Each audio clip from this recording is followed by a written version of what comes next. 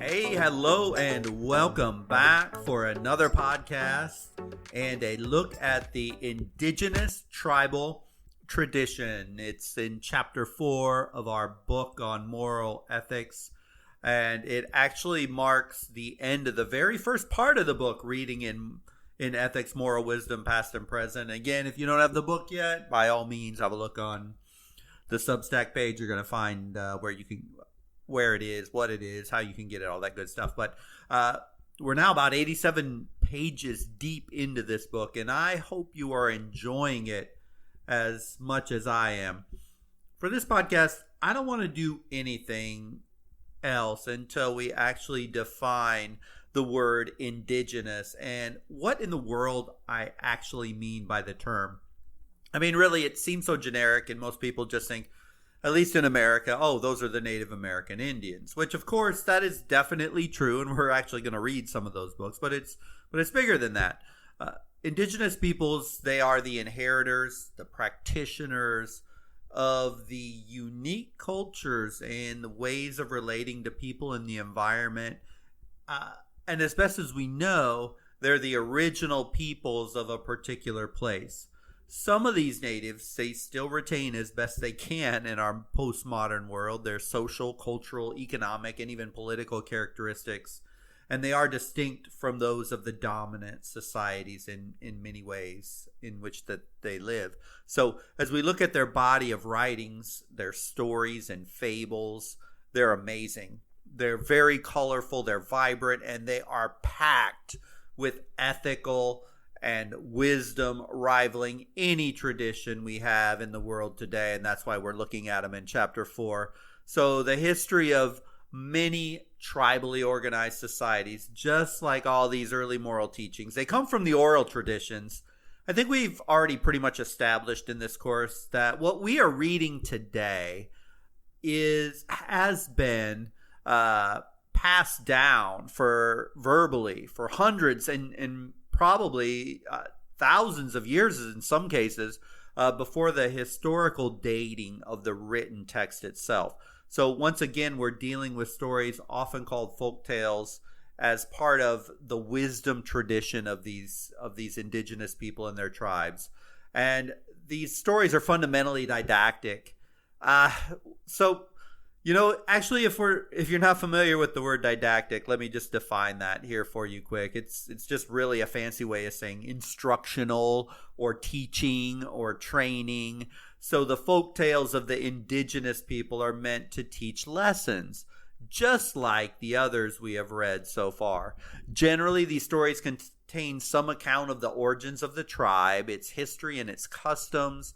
They provide examples of good and bad behavior, along with the consequences of a person's behavior. So many of us in the West are raised on a traditional religious doctrine, who view their earliest religious or sacred text as far superior. What I think, and I hope you will find in the stories of the indigenous teachings, is they almost identically mirror the same moral code, the same teachings you can find in the Bible, the Quran, the Buddhist, or sacred Hindi texts. And so these similarities of leading an ethical life, they seem embedded into the deepest levels of our psyche, no matter what form they take. Wow, I could just go off on a real riff here on Jungian psychology and the collective unconscious and mythological archetypes and how all humans at their core live, breathe, experience, and react to the same moral code. But and that same moral code, it resonates with basically the same stories. You change the characters, the names, the settings, but in the end, the themes, the core ideals are almost always incredibly similar, if not exact. But I'm going to save that for another day and another time. But the readings in this chapter that we're going to look at come from 4 indigenous traditions. There's going to be 2 from North America, the Iroquois in the New York area, and another tribe in the desert Southwest, along with one from Africa, and then the Aborigines in Australia. In all of these societies, storytelling is a valued means of transmitting wisdom. For all humans, stories, as we have seen, they're incredibly powerful in transmitting knowledge. And one valuable piece of wisdom that we can draw from the indigenous stories across a wide range of cultures concerns an ethics that is grounded in kinship within a tribe. Kinship within a tribe. You know, a thriving tribe, living, interacting, solving problems, celebrating successes, getting through loss and tragedy is strong. Well, actually, I think it's more than that. I don't think it's strong is really the right word. I think maybe a better term would be vital, or maybe even imperative. I think imperative is a better choice to describe how significant kinship and cooperation are to the long-term survival of a tribe, or in our modern world, a civilization. In contrast to that, societies that shred apart, break up, or lack trust in each other fail. We learn this in the tribal tradition. As we look at the West today and the constant assault we wage against each other in our political and cultural spheres, or heck, almost on anything, we should all really take heed of this wisdom. Whether this be in our family, our town, our community, our country, or let's even go global community. When we splinter apart and attack each other, bad things happen. War, political and cultural strife, and decay is almost guaranteed to come along with it. But back to the stories at hand. Some of the stories, these myths and legends, they teach us that almost all living things are connected. These tales speak eloquently on behalf of the need for all of us, or for everyone to come together to heal our ailing environment and communities. So these stories, I mean, they are fun, they are short, and they are loaded with truth and wisdom on how to conduct life and the implications of abandoning the tribe in favor of personal passions or gain. Doesn't matter what it is, what that passion may be. Could be monetary, could be sexual, could be greed, could be laziness, could be anger, or any of the other personal passions.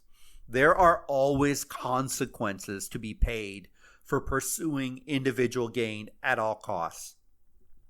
There is no escaping punishment for mistakes. There is no edit button or guilt tripping or blaming when it is time to own our mistakes. Personal accountability is front and center in the indigenous tribal traditions. Let me just shift gears here for just one moment. So here we are. We're in our postmodern world, and things have changed dramatically from these early tribal traditions. As best we know today, let's go ahead here and talk about life and how perspectives have changed just for 1 minute. We live in the postmodern world. My guess is everyone has heard about the term. We transitioned from the Enlightenment in the 18th century to the Industrial Revolution in the 19th and early 20th centuries, to the age of information in postmodernism in the late 20th century, and now moving into the 21st century. So what are some of these characteristics of quote-unquote postmodernism in a broad sense? And how does that compare to our stories? I mean, this is an interesting exercise. Here are some big, broad characteristics of postmodernism that I'll break down just for one quick minute here. Skepticism, subjectivism, relativism, a lot of isms here, a general suspicion of reason, an acute sensitivity to the role of ideology in asserting and maintaining political and economic power. Morals to the postmodernists are relative. So let's just take a look at one of these. Let's just look at these one at a time. So the postmodernist would say the world is nothing but subjective. You are what you are, and you are what you say you are. Your truth is your truth, and whatever you think is okay. right good and the world be damned to tell you that you are wrong on anything.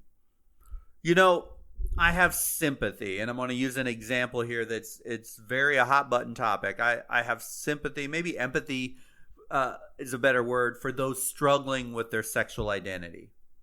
And I think, sadly, often lost in the heat and rhetoric on both sides of the political aisles or wherever on this debate between conservatives and liberals, are real live human beings that are struggling immensely with who they are and where they fit into society. I haven't ever had to personally deal with this, but I can only imagine the incredible difficulty and how hard of a thing it must be to go through. From what I read, the rate of suicide, homelessness, depression for the transgender community is just off the charts. We always need to keep this in the forefront when I even mentioning this topic.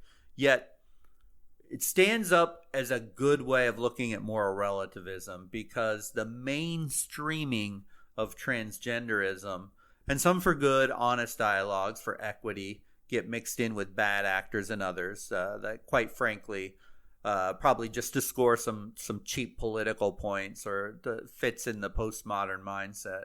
But the postmodernists would say this: you want to be a man? Okay, fine. You are one. You want to be a woman? Okay, you are one. Sequencing of chromosomes, hormones, natural human characteristics of muscle tone, etc., they don't even matter. Now look, I'm not here to attack the idea one feels or desires to live a different gender. This is not some anti-transgender tirade, but it is an excellent example of how the postmodern worldview has taken a very different mainstream view on this topic. In a very generic sense, staying out of that hot button PC topic of you just get to choose whatever you want to be, the idea that you just be you, what you feel is truth, regardless of facts or science or biology, and like magic, you can be what you want to be and believe whatever you want to believe, and nobody ever has the right to judge you. This is the idea of moral relativism. See, this moral relative worldview, it's dangerous in many ways. It's a dangerous idea. As if we rip the idea of scientific fact and reality out of the known world and instead make truth whatever we feel at the moment in any area of life, I don't think we have even come close to fully grasp how significant and dangerous that shift may become. I want you to contrast this with the story that you read in this chapter of sexual passion and incest from the Aborigines of Australia, where Dangjadara, in a moment of sexual weakness, sleeps with his mother-in-law, and his horrific fate for breaking a code of honor. I don't want to give you the whole story so that you can read it on your own, but the guy suffered immensely before ultimately losing his life. The point made in this myth is crystal clear. That punishment inevitably follows an act of incest or breaking the moral code of society. You don't get to choose your rules. You must live by them. Reality is not whatever you want it to be, and you don't get to act any way you choose to act or feel like acting because other people may be harmed and hurt because of it.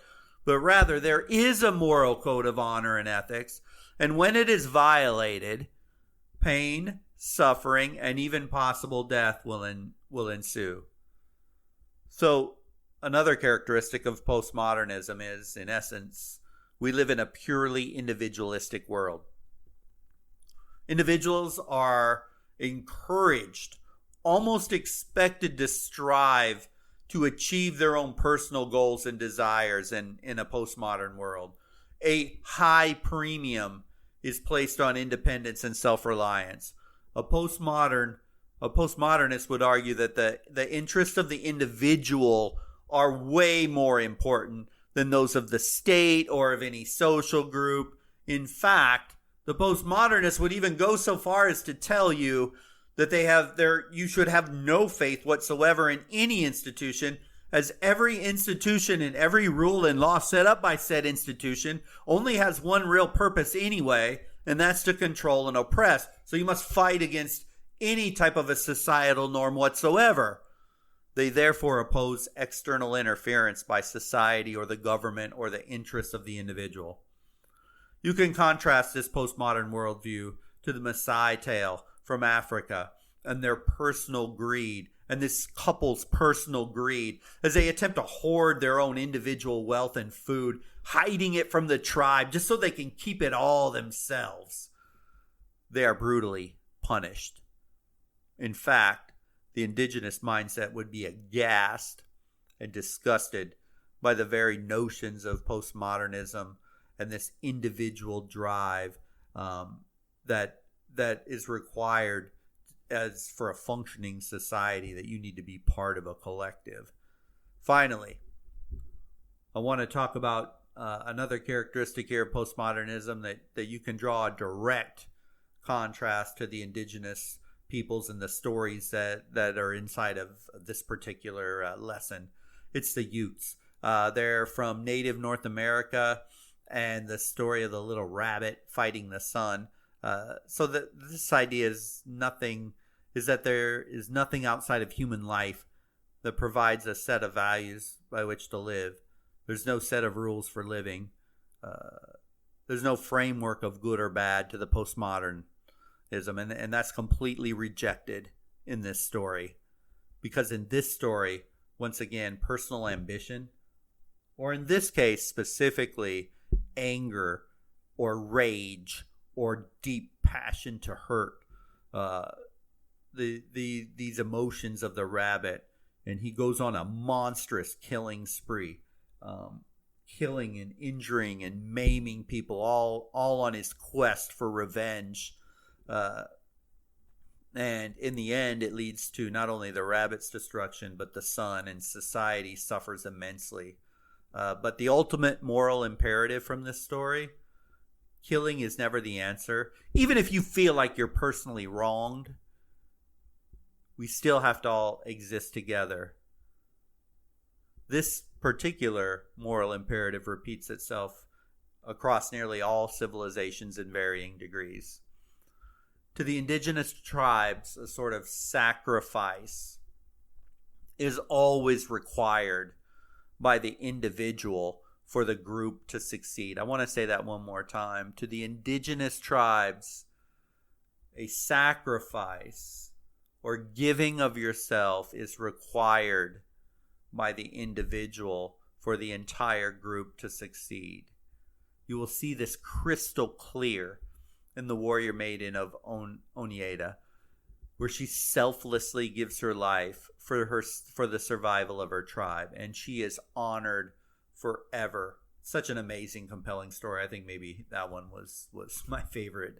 But we are, for better or worse, whether we like it or not, we are a collective people. We can't exist for long when we hate, sneer at, mock, lack trust in our fellow citizens. These messages resonate so clearly in the indigenous tales.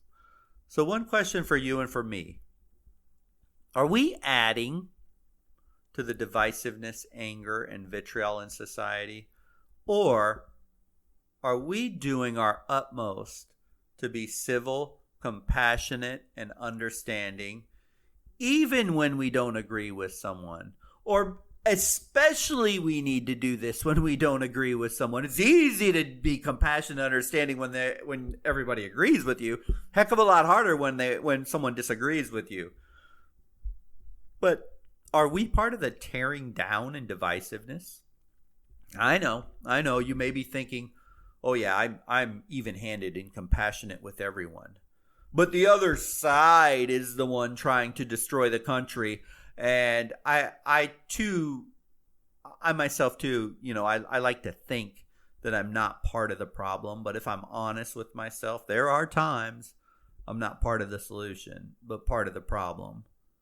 To really take value studying the wisdom texts like these in Lesson 4, Look inside yourself. Search for answers. I think there is a very cogent warning here for all of us. Be very careful about being swept away in the hyperbole of everything. If you don't want the country destroyed, why would you suppose another citizen of the same country, just because they have a different opinion of you, would want to destroy the very country that they live in as well? Of course, you may disagree, and you will disagree with people on things, on the right way to achieve goals. But be careful of painting those incredibly broad brushstrokes to entire groups of people that deride, mock, or tear down. Angry words on a keyboard are one thing, but if we are not careful, words and thoughts lead to violent action. In mass, those violent actions can cause war. It is incredibly dangerous. The indigenous moral traditions teach us that through togetherness we achieve. Through individuality and division we fail. It is a great moral lesson for all of us. All right, so hope you enjoy lesson 4. So I look forward to reading your post. Please, again, don't miss the posting piece. It is vital for you to solidify and codify learning in your brain, because when you read, think, and then write, a miraculous thing happens. You begin to own your own learning. If you just read, listen, and think, that is good. It's better than nothing, of course, but you won't own it at the same level as when you write it and engage with the content. You wrestle out of your mind those thoughts that you have on this topic. It literally forces you into a level of comprehension that just reading it or listening to this podcast can do. I don't know how many times I read something or I hear something and I think, oh my gosh, that's amazing. But I process it at the moment on the fly while I'm reading it or hearing it. But then, poof, it's just gone and I go about my day. That writing piece just kind of anchors it for you in your psyche. And imagine if throughout this entire book and this entire course that you anchor one tiny little tidbit of information by doing nothing more than just simply answering a couple of questions. You will be you'll be so much further along in your intellectual development by doing that than not doing it. So hope you enjoy it. Next lesson, we move into part 2 of the book. Hey, part 1's done, and we move on to a major test. It's an incredible one in the wisdom and moral tradition as we move over to ancient China, and we're going to look at Taoism and Lao Tse first. It's a great chapter. Such an amazing civilization and such an incredible teacher. So I look forward to it. But until then, have yourself a wonderful week.